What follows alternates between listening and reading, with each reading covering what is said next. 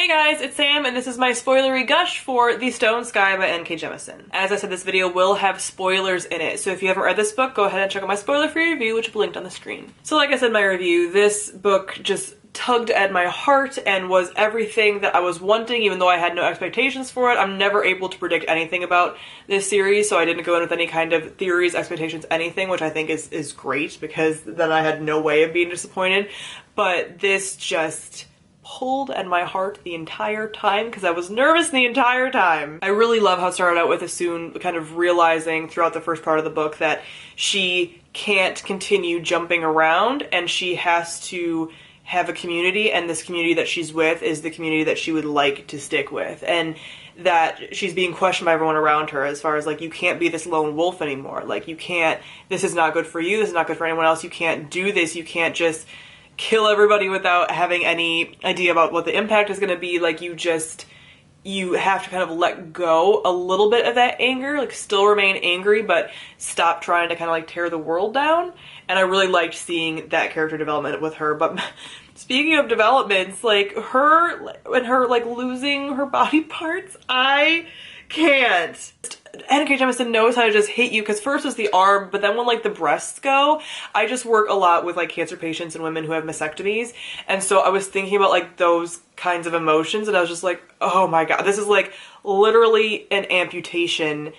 I cannot. And she was like, that was, you know, the breast that like Nasoon loved more, and it was just like, oh god, like it was just a lot, and I wasn't expecting it. And just also how Hoa is like doing this all lovingly and she doesn't know everything about him, and getting his backstory also was really interesting. Like I was not expecting him to be, I didn't have any expectations about the Stone Eaters, so like getting all of that and seeing that like the red one, is it the redhead one or whatever, the other Stone Eater, like they all knew each other and like they were the ones that were oppressed before, and all that like science-y stuff that was mixed in with like the older world, and all of that was really cool. But just how he like lovingly ate her like body parts. It sounds so weird, but it was like so beautiful. Also the stuff with Shafa, and he was always a character that I always felt so leery of because I knew about him before. Obviously you know about him with like Asun growing up and whatever, and he's a character that I sort of started to have like a empathy for, which was like so bizarre because I never would have predicted that. And just like when Asun realized that Nasoon loved him as like a father figure because she couldn't be a loving mother, was just like, oh, like all of these like parental figure things was something that I wasn't expecting, but that I loved. I mentioned in my review that I saw in the author's note about how NK Jemisin's mother was passing away when she was writing this, and man, can you feel that like throughout this, like, oh man. So that was just beautiful and very interesting. Just all these characters, like there's never really a villain. I mean, yes, you have like Father Earth being like bad or whatever, but there's never really a villain, and just like the magic of the earth, there's just all this stuff that I just really enjoyed. I was expecting to see Alabaster again as like his stone guy, but sadly that didn't happen, but I was definitely hoping that was going to happen. But when it's all coming to a head and you realize that like Asun and Nasoon are have to go up against one another, and like Asun sees how like her daughter is kind of the monster she created, but also the experiences created her, and how she's being manipulated by one of like Hoa's like former friends, and how all this ties together. That's so beautiful.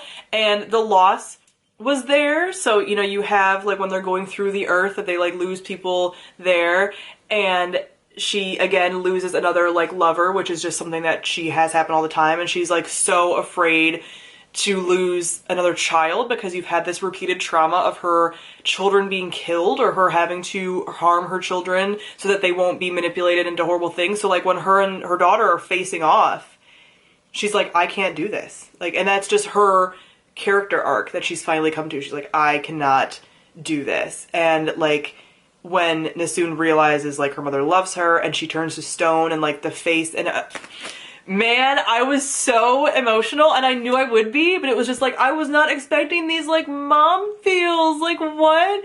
So that was just perfect. The ending was just so perfectly executed. I just adored it, and it was so interesting to see everything and how everything led to this, and how it's been like a millennia long process, and Oh, it's just so good. And then I have to mention, even though I said that like the romantic relationships are just a small part of this book, and they are, but I really ship like her and Hoa like a lot. And just like the love there and the bond there, and then when she comes back, like a stone eater, and like she like agrees. I just really love it. And there's not enough fan art for this series at all. I know you guys feel the injustice too, because it is an injustice. Why isn't anyone drawing the beautiful photos, the beautiful art? Like, where is it? Not even just for the ship stuff, because it's like so minor, but like just the beautiful like landscapes and Asun being great. I've only seen like 5 really good ones, and that's definitely not enough. And I am just very traumatized because I was hurt by this book in a good way, and then I wanted to go like recover on Tumblr with fan art, and there's nothing. So yes, I loved and adored this book, I loved and adored this series, and now I have to read everything NK Jemisin has ever written and ever will write. So my next read for NK Jemisin is going to be the Dream Blood duology. I don't own it yet, so it's not going to happen quite yet, so please don't ask because I have to own it first. But that one speaks to me the most, and a lot of people said, is it a good one to go to next? So yeah, that one looks very dark and twisty, and you know how I feel about that. So I'm very excited to continue my NK Jemisin love and journey. So comment below, let me know what you thought of the Stone Sky. Thank you all for watching, and I'll see all of you guys soon. Bye.